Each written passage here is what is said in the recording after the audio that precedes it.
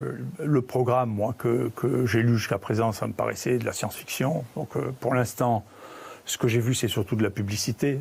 Je n'ai pas vu d'article scientifique. J'attends de voir des vraies données.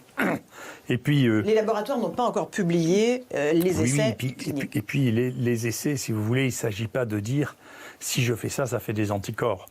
Il s'agit de dire, écoutez, voilà, on a une population exposée. Dans cette population exposée, dans des conditions naturelles, chez des gens qui représentent la cible, ça marche. Et ça, on verra. Mais si vous voulez, les vaccins, y compris extrêmement utilisés, comme celui de la grippe, si vous voulez, on sait qu'en réalité, la cible réagit assez mal au vaccin parce que l'immunité va en se dégradant. C'est ce que avec l'âge. Avec l'âge. D'accord. Ouais. Et donc, toutes les décennies sont associées à une baisse de 10% de la réaction au vaccin contre la grippe. Donc plus on est âgé, moins le vaccin fonctionne, c'est ça? Pour ceux que l'on connaît, oui, pour tous ceux qu'on connaît. On vit dans un monde qui est fou. Donc, si vous voulez, les conditions qui ont été prises pour lutter contre cette maladie sont des conditions d'un autre siècle. C'est pas des conditions pratiques, c'est pas de la lutte au quotidien. Une arme au Moyen-Âge ? Non, mais déjà, de dire aux gens, ne vous soignez pas, restez à la maison, c'est un truc, c'est même pas Moyen-Âge, même Hippocrate faisait pas ça. Je sais pas, il faisait bain chaud, quelque chose. Il disait pas aux gens, restez à la maison jusqu'à ce que vous mouriez. C'est un truc de fou. À partir du moment où vous êtes parti comme ça, à partir du moment où vous avez dit, écoutez, plutôt que de mettre en place une véritable stratégie qui a mis très longtemps à se mettre en place, écoutez, on fait les tests, on voit là, ceux qui sont positifs, on les prend en charge, on regarde ceux qu'ils ont. Ceux qui sont négatifs, ils peuvent rentrer chez eux. Plutôt que de mettre en place une véritable stratégie de prise en charge des malades, on a cru que c'était une gestion qui allait pouvoir se gérer politiquement et non médicalement. À partir de ce moment-là, les politiques ont cru depuis le début qu'il y allait avoir une baguette magique.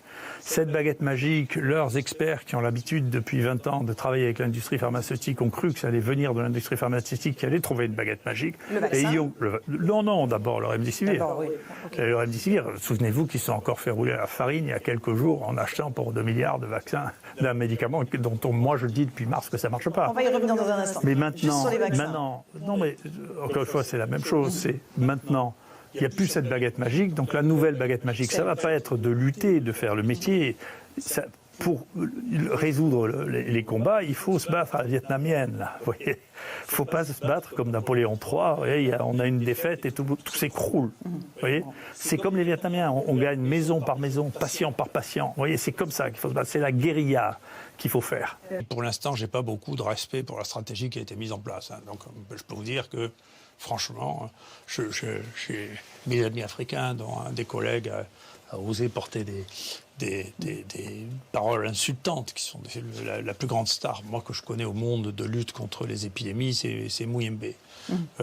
Personne n'a ça à son tableau, maîtriser 3 ou 4 épidémies d'Ebola, des épidémies de choléra. Et il a dit quoi ? Lui, il a dit, écoutez, nous, on n'a pas d'état d'âme, on sait bien que la chloroquine, ça n'a jamais tué personne, on teste les gens.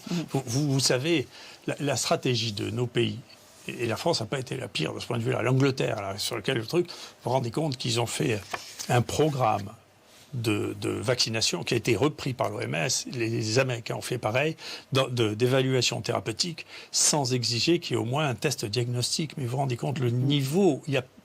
En Afrique, on ne fait pas ça. Personne ne fait ça en Afrique. Pour faire un diagnostic, on fait un test. On n'inclut pas dans des essais thérapeutiques, pour la folie de faire des essais thérapeutiques, des gens dont on ne connaît pas le diagnostic, quand même. Je pense que si on s'amusait à faire ce vaccin obligatoire, vous auriez une révolution. C'est pas le cas. C'est pas le cas. Voilà.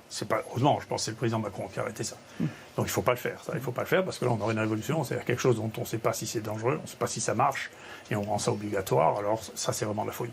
Après, le risque, il y a 2 choses dans le vaccin. Il y a la protection individuelle, le risque individuel que théoriquement on aurait le droit de prendre, mais que dans ce pays on n'a plus le droit de prendre non plus. Quand on vous empêche de prendre les médicaments que vous avez envie de prendre, c'est quand même que vous n'avez plus le droit de décider de ce que vous faites.